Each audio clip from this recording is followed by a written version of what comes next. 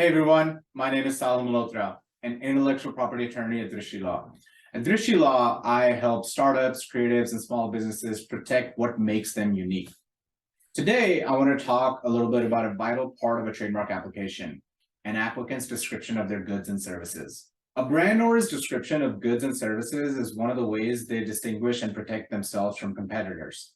The scope of a federal trademark's protection is limited to the class of goods and services that are listed in the original application. The USPTO provides a list of categories where the goods and services of an applicant might fit, known as classes. As of right now, there are 45 total classes identified by the USPTO, 34 for products and 11 for services. For example, an applicant selling t-shirts will apply in class 25, whereas an applicant who has developed a non-downloadable software as a service, more commonly known as an SaaS, will apply in class 42. A downloadable software will more often not go in class 9, but we can talk about that later. The easiest way to know the number of classes an applicant fits in is to list the goods and services they're providing or intend to provide under their brand name or logo in the near future.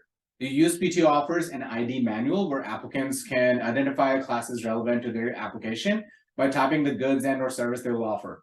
A trademark application with the USPTO is $250 per class. There are applicants whose goods and services fit into more than just one class. For example, Nike sells shoes, t-shirts, wearable technology, and much more. And their trademark portfolio accurately reflects the protections needed to shield their brand. Here are a few things to remember as you decide where your brand fits. Be specific to your consumer appeal. A good description is specific, yet expansive enough that it doesn't restrict the brand owner's future.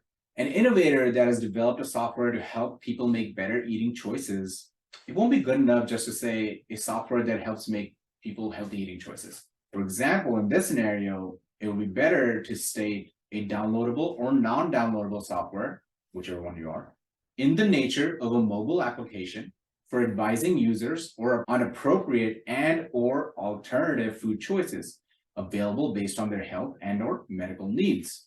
An overbroad description of goods and services can lead to brand confusion and dilution and even initial refusals by the USPTO. There are many times the USPTO will ask an applicant to either add disclaimers or rewrite or amend their description. These are common and require no pushback as long as it doesn't compromise the applicant's brand protection. You can never expand the scope of your goods and services beyond the original description in the application. Any new goods or services that you might add to your brand require new trademark applications, adding them to the scope of federal protection. You can always be more specific, but you can never expand the scope of goods and services beyond the description in the original application.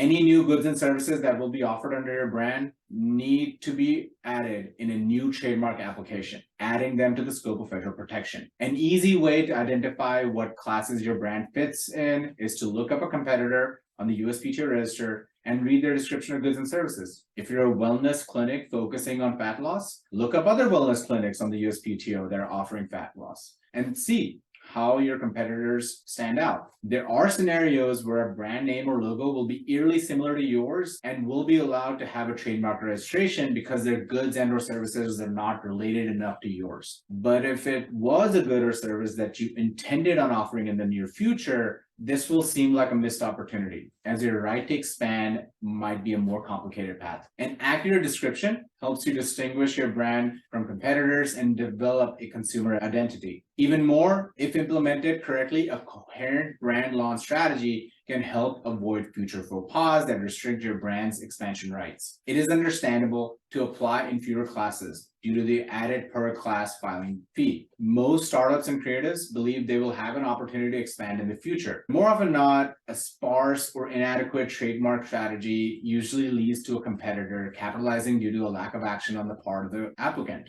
This is why speaking to a trademark attorney who will help you identify the best brand protection strategy for your vision is essential.